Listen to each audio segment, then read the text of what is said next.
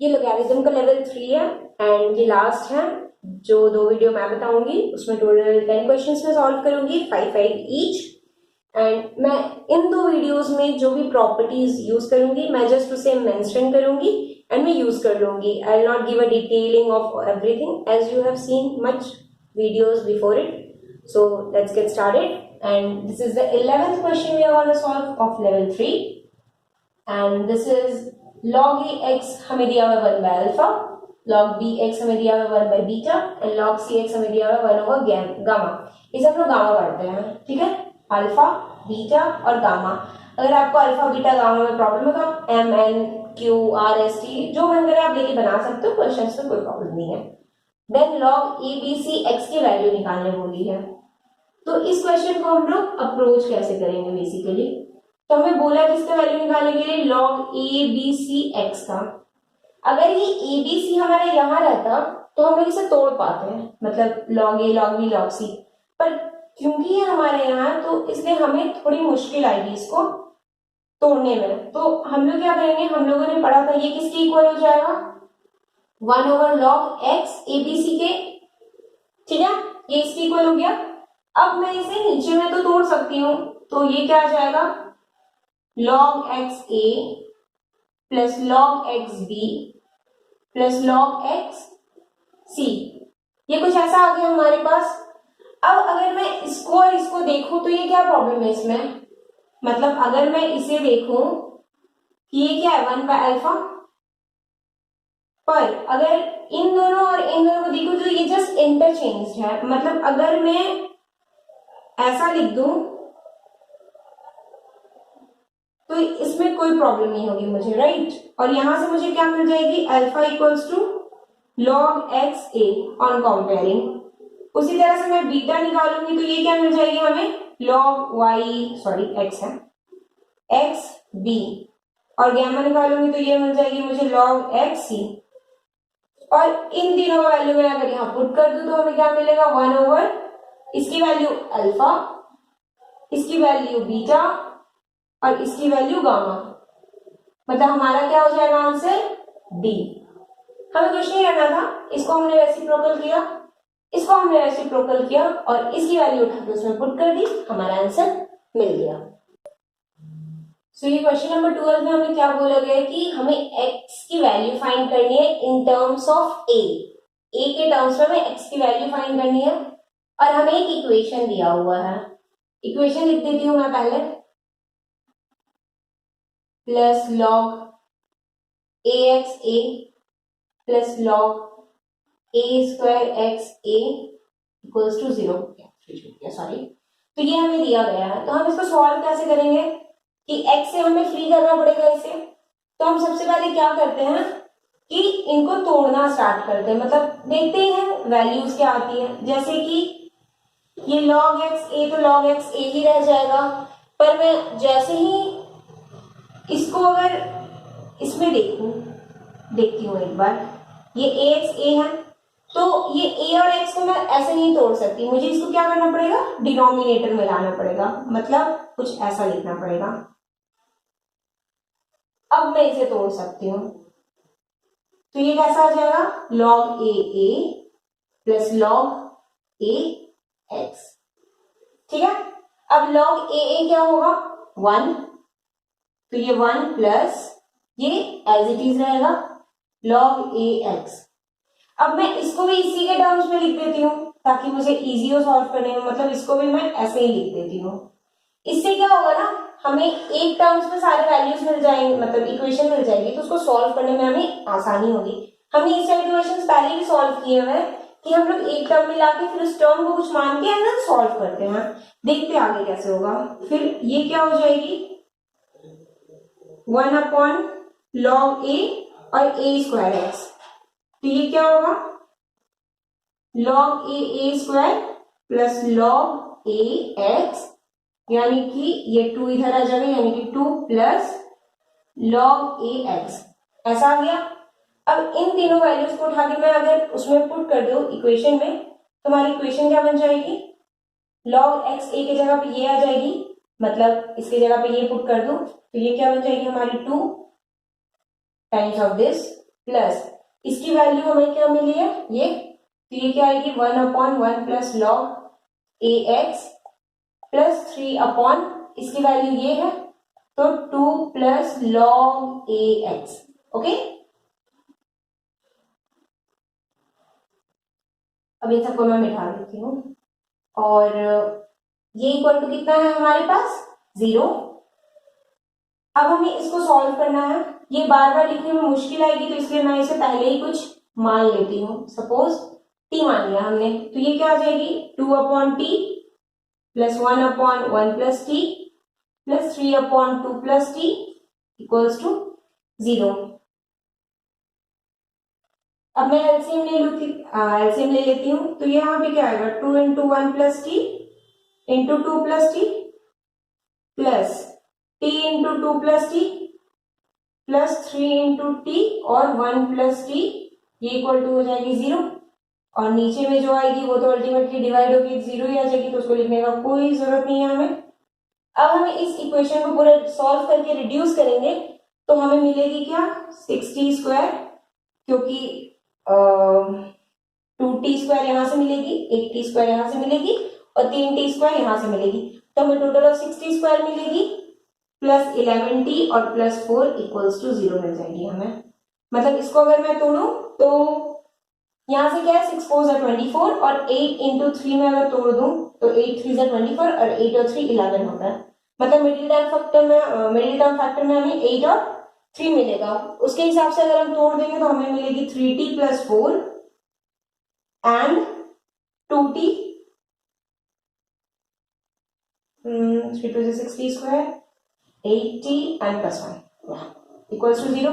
मतलब t की value क्या आ गई हमारे पास -4/3 और t की वैल्यू क्या आ गई -1/2, दो वैल्यू आ गई। तो अब देखते क्या होगी, अगर t की वैल्यू -4/3 हुई तो क्या होगी, ये log a x, इसकी वैल्यू हो जाएगी -4/3, मतलब x की वैल्यू हो जाएगी a की पावर में -4/3 और अगर t की वैल्यू -12, हाँ -12 अगर लेंगे तो log a x की जो वैल्यू आएगी वो -12, so x will be equals to a to the power -12। अब हम देखते हैं ऑप्शंस में हमारे पास क्या है, तो a की पावर -12 नहीं है, a की पावर -4/3 है, तो ये हमारी करेक्ट आंसर हो जाएगी।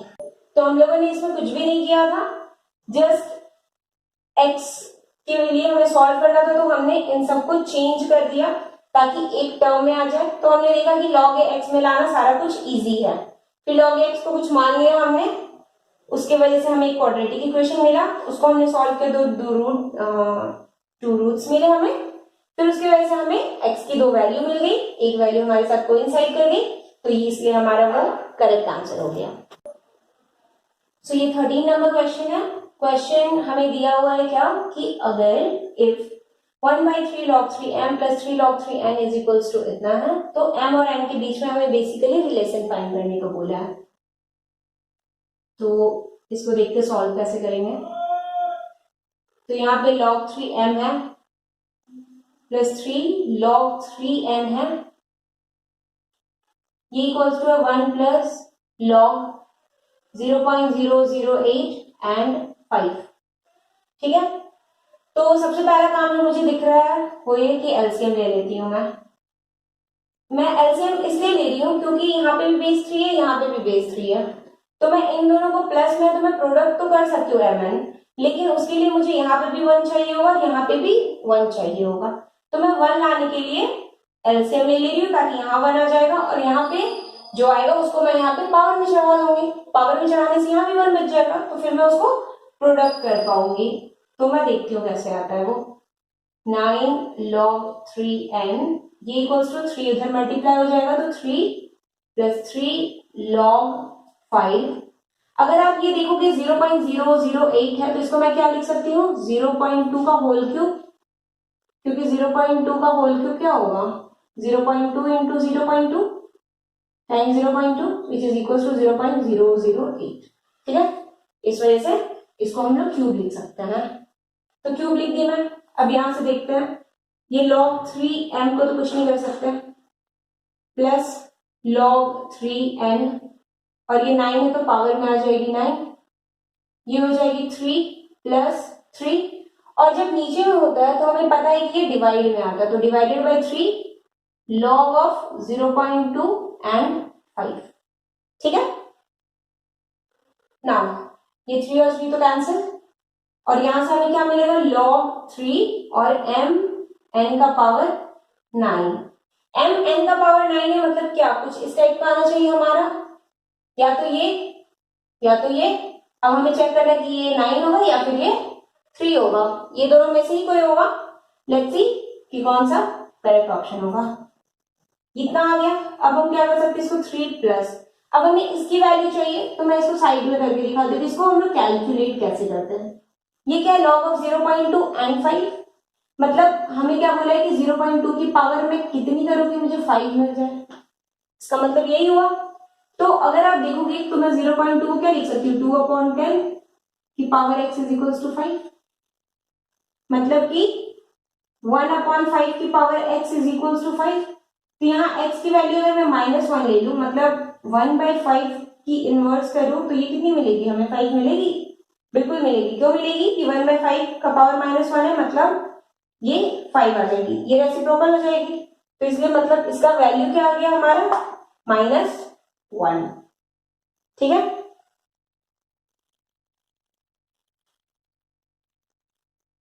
तो इसका मतलब क्या आ गया, 3 - 1 2 आ गया।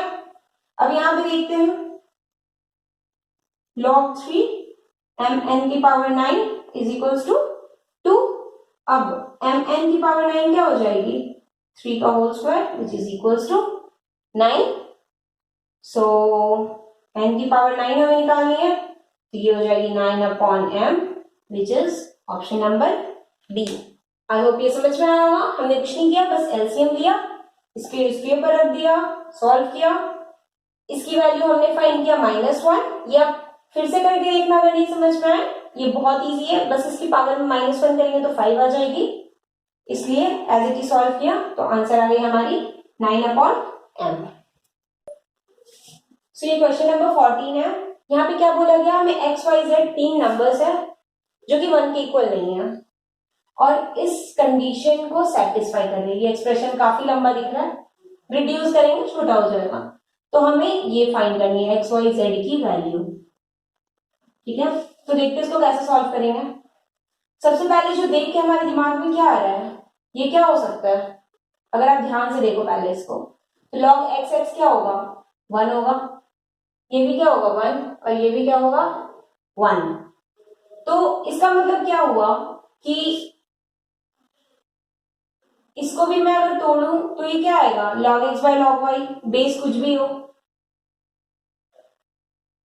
Into log x upon log z और -1, फिर से प्लस आएगी log y upon log x into log y upon log z और -1, प्लस क्या आएगी log z upon log x into log z upon log y, -1 equals to 0, -1 -1 यानी -3, उधर जाके बन जाएगा ये +3। तो ये हमारे पास कुछ ऐसा आ गया। अब हम एलसीएम ले सकते हैं। एलसीएम क्या आएगा हमारा, log y log z और log x, कुछ ऐसा आएगा, log x log y और log z। तो अगर मैं एलसीएम लूं तो ये दोनों खत्म, log x एक और आ जाएगा, मतलब log x का होल क्यूब, उसी तरह से log y का होल क्यूब और log z का होल क्यूब इक्वल्स टू 3। इसको यहां मल्टीप्लाई कर दूंगी तो क्या आ जाएगा, log x का whole cube plus log y का whole cube plus log z का whole cube, 3 times of log x log y and log z, ये आ जाएगा कहीं ना कहीं हमारे पास। अगर आप ध्यान से देखो, अगर मैं सपोज इसको a मान लूं इसको b मान लूं और इसको c मान लूं, तो ये क्या आ गया हमारे पास, a cube plus b cube plus c cube equals to 3abc। हम ये एक फॉर्मूला जानते हैं अलजेब्रा का, वो फॉर्मूला है कि अगर a cube plus b cube plus c cube ये जो होता है -3abc, अगर ये 0 होता है, ठीक है, जो कि है यहाँ पे, या फिर आप बोल सकते हो कि अगर a plus B plus C equals to 0 हो जाए तो फिर ये कंडीशन को ये इम्प्लाई करता है। होता क्यों है, क्योंकि इसकी जो फॉर्मूला होती है, मतलब a cube plus B cube plus C cube की जो फॉर्मूला होती है वो होती है क्या, a plus B plus C, a square plus B square plus C square minus A B minus B C minus A C and plus 3abc।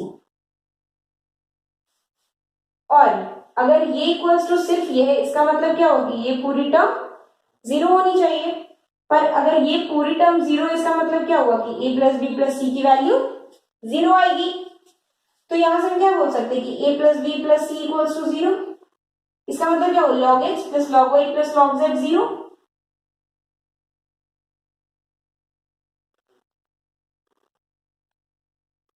इसका मतलब क्या हो गया, log ऑफ, इसको मैंने बेस हर जगह सेम रखा है, तो यहां से क्या मिल जाएगा हमें, log x y z equals to 0। Suppose यहाँ पे कुछ भी था, बेस सपोज k था, तो x y z क्या मिलेगा यहाँ से हमें, k की power 0 which is 1, so the answer will be 1 anyway. Now अब ये दोबारा मैं बताऊं तो मैंने सिर्फ इसको तोड़ा है और इसकी वैल्यू 1 ली थी, इसलिए सारे उधर जाके हमें 3 मिला और ये टूट गया था। फिर हमने एलसीएम ले लिया था और एलसीएम लेने के बाद हमने ये फॉर्मूला अप्लाई किया था। ये formula was very important in this, जिसकी वजह से हमें 1 लाइन सॉल्यूशन मिला है। So this is the last question of this video. इसमें क्या बोला है कि 1 log 9 3 to the power whatever log 3 ये are in AP okay. AP दिया, मतलब हमारा सबसे पहले माइंड क्या स्ट्राइक करना चाहिए कि अगर कोई भी 3 नंबर एपी में होते हैं तो सेकंड वाला का डबल फर्स्ट और लास्ट के सम के इक्वल होता है। वही काम यहाँ करेंगे, मतलब 2 टाइम्स ऑफ दिस, मतलब कि 2 log 9 3 की पावर में 1 minus X plus 2, this will be equals to log 1, okay 1 मैं बाद में लिख दूंगी, no issue. 4 times 3 to the power x minus 1 plus 1, ठीक है। अब हमें क्या करना है, यहाँ पे log की बेस 3 दिख रही है, यहाँ 9 दिख रही है, 9 मतलब 3 स्क्वायर होती है, तो यहाँ तो हम बेस 3 बना देंगे। अब हमें यहाँ भी बेस 3 बनाना पड़ेगा ताकि हम तीनों को सॉल्व कर पाए। तो यहाँ पे 3 बनाने का मतलब क्या है कि ये 3 स्क्वायर लिख सकते हैं, और जब बेस का 3 स्क्वायर, बेस में अगर पावर में कुछ होता है उसको नीचे लाते हैं तो वो डिवाइड में आ जाती है, मतलब 2/2 हो जाएगी log 3 और 3 की पावर में 1 माइनस एक्स एंड प्लस 2। यहाँ पे क्या कर सकते हैं हम लोग, आपको इजीली समझ में आ रहा होगा कि यहाँ 1 है और हमें log लाना है, बेस 3 लानी है, तो हम लोग 1 को सिंपली लिख सकते हैं ना, क्योंकि 3 की पावर 1 इज इक्वल टू 3, सो 1 के बदले ये तो लिख सकते हैं। अब log इनफैक्ट ये भी लिख सकते हो, ए कुछ भी लिख सकते हैं, पर हमें यहाँ जरूरत 3 की, तो हमने 3 लिखा है। नाउ अब हम क्या कर सकते हैं, यहाँ पे 3 है तो ये दोनों प्रोडक्ट में हो जाएगा, मतलब log 3 रहेगी और ये प्रोडक्ट में हो जाएगा, मतलब 3 into 4 into 3 to the power x and minus 1। ये भी कट गया, मतलब यहाँ पे कुछ नहीं बचा, हमारे पास 1 बचा है। अब हमें पता है कि जब log की बेस सेम हो तो अंदर वाले टर्म्स जो होते हैं वो इक्वल हो जाते हैं, तो हम वही काम करेंगे कि 3 की पावर में 1 minus x and plus 2 will be equals to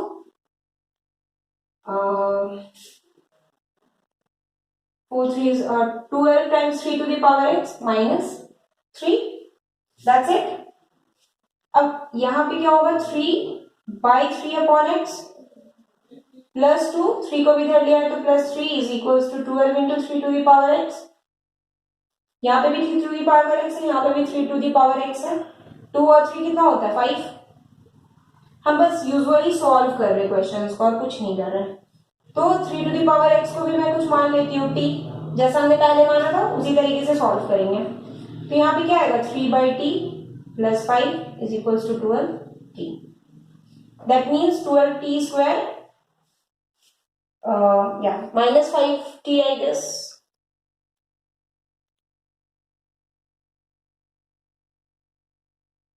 And minus 3 which will be equals to 0।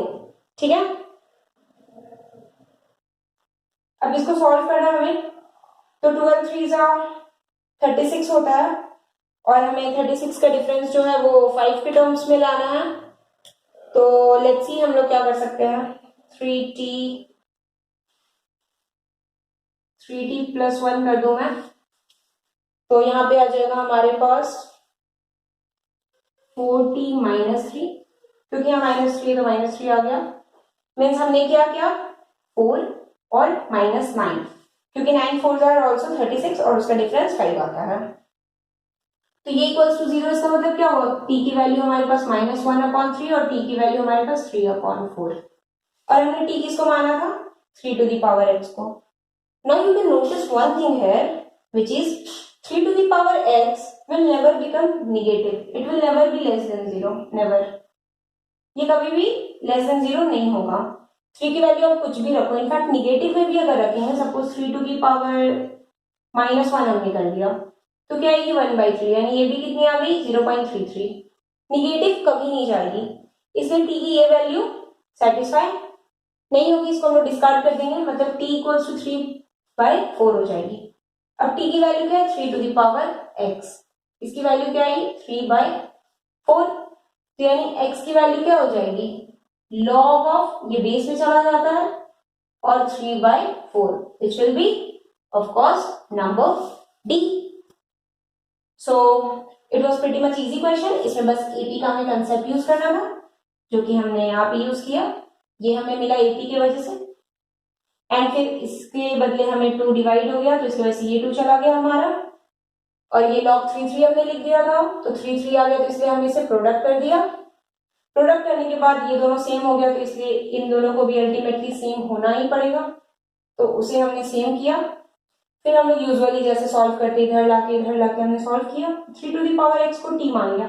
यहाँ पर हम इन सब टर्म्स को इसलिए कोई पर्टिकुलर टर्म मान लेते हैं ताकि हमें बार बार 3 टू द पावर x नहीं लिखना पड़े, और ये कुछ क्वाड्रेटिक फॉर्म्स में आ जाए, जिसकी वजह से ये इजीली सॉल्वेबल हो जाए। फिर इस क्वाड्रेटिक फॉर्म्स को हम लोगों ने ऐसे तोड़ लिया, जहां पे ये भी 0 ये भी 0, तो यानी t की वैल्यू -1/3 और t की वैल्यू 3/4 आई। पर 3 की पावर x किया तो ये कभी भी निगेटिव नहीं हो सकता, इसलिए -1/3 कभी नहीं हो सकती वैल्यू, मतलब 3/4 होगी वैल्यू, तो इसलिए 3 टू द पावर x की वैल्यू 3/4 हो गई, इसलिए इसकी जो आंसर आ गई वो ऑप्शन डी आ गई। तो आई होप ये आपको सारे क्वेश्चन समझ में आए होंगे, if not then let me know, I try to help you. Thank you and like if you like it.